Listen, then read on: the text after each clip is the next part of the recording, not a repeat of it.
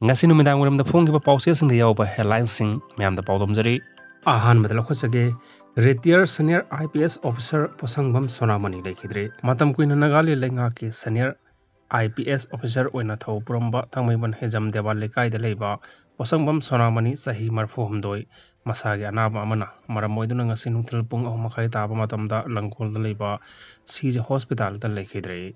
masagi anaba amana maram moiduna operation singba pangthoklaba matungda hospital da makha tana laikanaduna leirakibani adubu masagi phipam phasilaktabadagi ngasi nungthil ikhang khangaudana leikhidabani hairi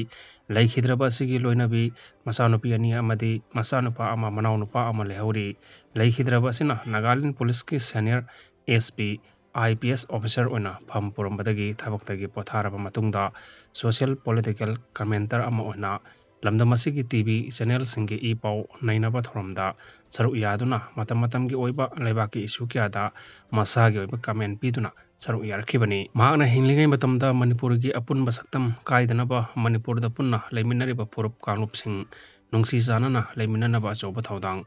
lawrakhiba mioini leikhidra sina Nagaland senior SP oina thau puringai matamda Nagaland da leiriba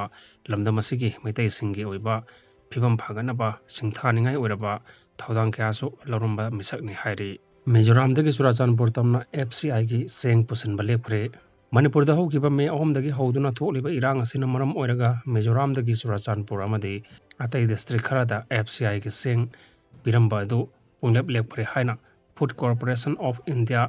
FCI gi Aizol division gi official amana phongdorakli pawasina hai irang asina maram oiraga Imphal dagi seng pibata khudong sadaba district khara Europadagi tangai fadana kumjali singani kulhumdoi gi June thadagi hauraga Aizol fauraga FCI gi seng singasi pirakhibani Hojik Fawada Aizolda Giseng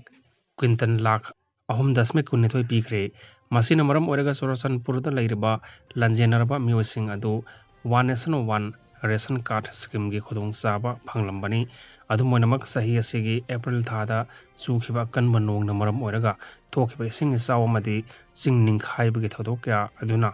Maram Orega Lambi Asida Jeng Pusinba gi Thabak Lepkhibani Hari Kuki singi mayokta Naga singna kaugiba matam kaktaba ban chathaba houkhre Naga gi ngangphai manungda sugi kem thamba yaroi lambi maming thonba yaroi athot kaidang na hairi Kuki singi mayokta Manipur gi Naga singna kaugiba matam kaktaba ban ngasidagi chathaba houkhre ban houkhraba India government gi maikai dagi hojik phawba karigumba wafam amata phongdorokpa leitri ngasi ayuk angan madagi hauraga Kangpokpi district ki manung channa leiba makhan kholda maikai adongi masing yamlaba khunja sing thoraktuna lambi thingbagi khongjang changjinki khongjang aduda German road amadi Tiger road haina mingthonba lambi semjilakpa yaningde hairi lona yadaba kuki militant singi kem Naga area da thamba yaroi Naga singi lamda popi thaba yaroi haibana chingba placard kya khongjaloi singna sejinaki khongjang aduda core committee on relief and rehabilitation Jalyangrong Union Eastern Liangmai Safe Association MNYO Puimai Union Yellow Proof Asina Singba Proof Kyagi Tomi Sing Susaru Yaki Kongjanga Siga Mari Lena na Paumi Singna Kongjanga Siga Mari Lena na Paumi Singda Wangang Laduna Manipur Naga Youth Organization MNYO ge President Athot Kaidang na Hai Mahoro Lagi Hauna Naga Singi Oina Leijaram Laba Lamgi Saruk Asina German Road Tiger Road Haibana Singba Kuki Lalhoba Singi Leaders Singi Maming Lauraga lambi thonjilakpa haiba si mafam asigi Naga khakta natana Manipur pumada singnarakpani